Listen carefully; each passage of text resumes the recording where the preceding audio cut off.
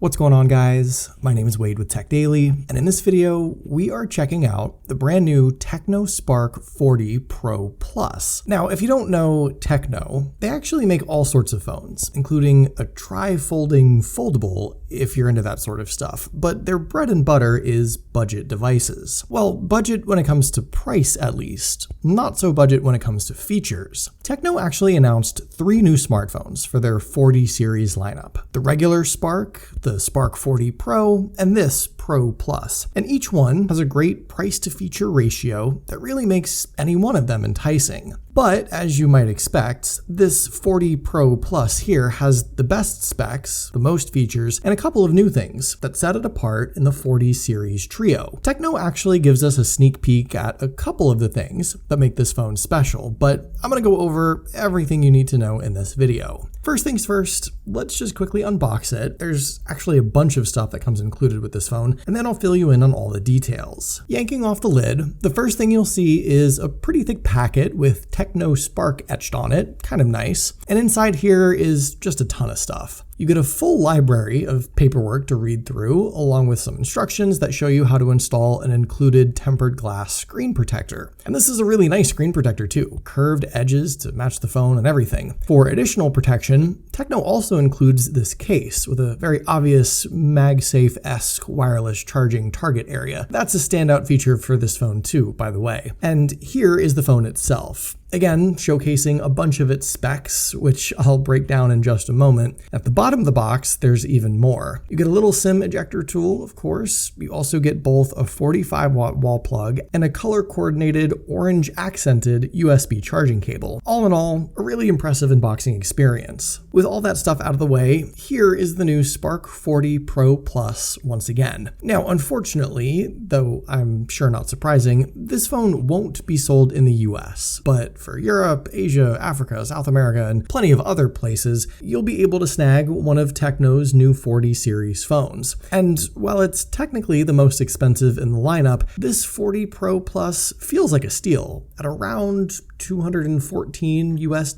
with some wiggle room for currency conversions. So at first glance, I think it's pretty obvious that TECNO has done a really nice job making this phone look high-end and premium, especially from the front. And there are a few physical aspects of this phone that make it unique right away. Size-wise, this is a pretty big 6.7-inch device. That's the screen size corner to corner. And while TECNO seems to be trying to hide the black bezels there with the default wallpaper, I don't think they need to. This phone has a great screen-to-body ratio with thin, even borders all around. In addition, the front display glass is also a curved Gorilla Glass 7i. TECNO says it's a 48-degree golden curvature, whatever that means, but it's been a long time since I've seen a new phone come out with a curved display. Some people say they've been missing it, and I'm quickly remembering the appeal. The curve isn't enough to distort the display or mess with your grip, but it is enough to make this phone feel super thin in your hand. The thin sides allow a better reach across its big display, and the sides contour down into this super thin edge. Speaking of edge,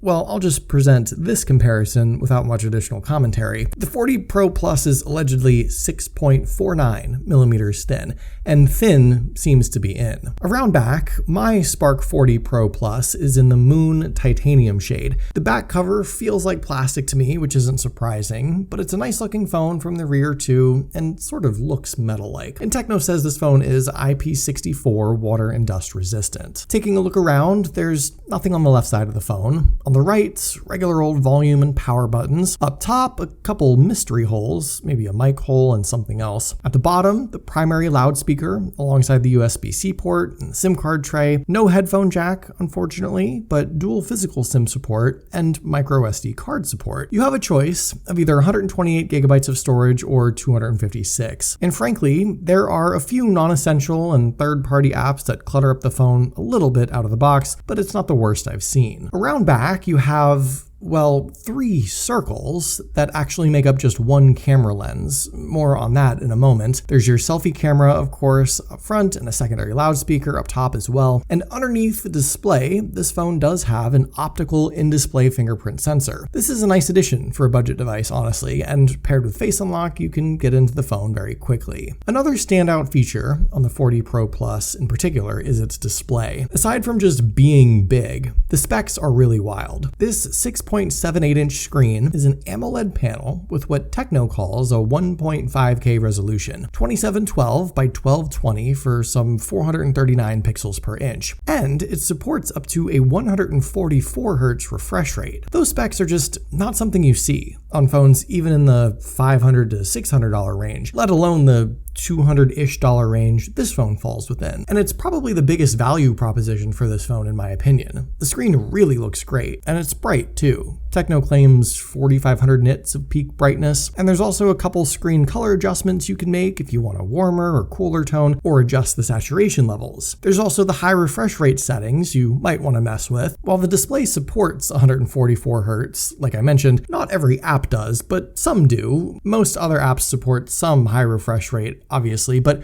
regardless, the phone feels fast and visually it looks very smooth. Like I said, I feel like the screen is the top reason to consider this phone regardless of anything else. To pair with that, TECNO does give you a dual speaker setup, one bigger main one at the bottom, the secondary one in the earpiece there. TECNO says these are Dolby Atmos speakers, and they do sound pretty good even cranked all the way up.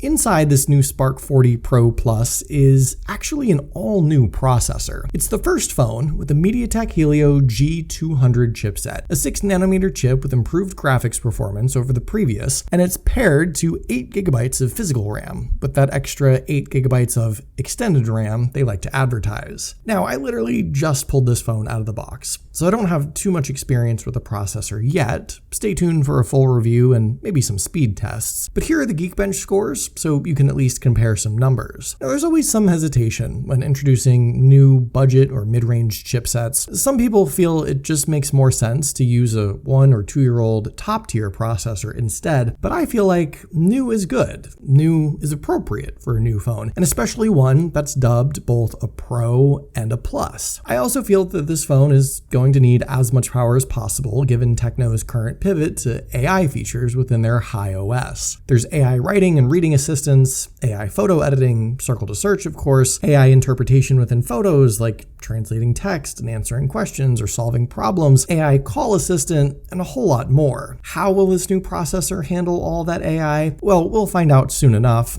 I'm excited to put this phone to the test in the coming days. I do hope it holds up because it seems like TECNO incorporated so many great other features within this phone, so I really want the performance to be just as good as everything else. The battery inside this phone is also good. Even though the phone itself is very thin, TECNO still crammed a 5200 mAh battery inside, slightly larger than average, and they packed in 2 fast charging features, 45-watt wired charging and 30-watt magnetic wireless charging. You can snag one of TECNO's Mag Base accessories or use any other wireless chargers, but this is another feature you just don't get on a lot of budget and even some mid-range phones nowadays. Last but not least, we've got to talk about those cameras. Or camera. Even though there's 3 black circles, there's only one actual camera lens, a 50 megapixel main shooter. I honestly don't know what the other 2 circles are. One is maybe a sensor or some sort of auxiliary lens. The other one looks blank, like a blank button on a car for a feature you didn't buy. Yeah, I'm not a big fan of this. And a few companies are doing this right now, just faking a multi-lens camera setup, which, like, I get it, but I don't, you know? The selfie camera is a 13 megapixel shooter, and inside the camera app, TECNO is once again utilizing a lot of AI for both the regular everyday pictures and their AI portrait feature that makes you look, well, different. There's a handful of other camera features tossed in. There's a 50 megapixel picture mode. You can film up to 2K video, but otherwise, not a ton to talk about camera-wise. No wide angle, no telephoto, which I suppose I wouldn't expect, but this is a Pro Plus phone after all, so it's surprising to me that TECNO isn't going big with camera features. On the flip side, maybe they just realized that most of the camera stuff doesn't get used by people every single day, and they'd rather have a crazy high-spec screen, or way faster charging, or a brand new processor instead, which actually is an argument argument I could understand. This new TECNO Spark 40 Pro Plus, to me, does seem really enticing. I mean, at a bare minimum, you get a great display, you get a good-sized battery with fast charging options, all within a form factor that's slim and sleek and good-looking, and the price point is a fraction of what some phones cost nowadays with lesser specs than this. But what do you guys think about this new 40 Pro Plus? Is it a phone you're considering right now? Do you have a TECNO device already? Let me know in the comments down below. I'd love to hear your thoughts, of course. Hopefully you guys did enjoy this video though. Be sure to follow TechDaily on Twitter and subscribe to the TechDaily YouTube channel if you haven't already, and I'll see you guys later.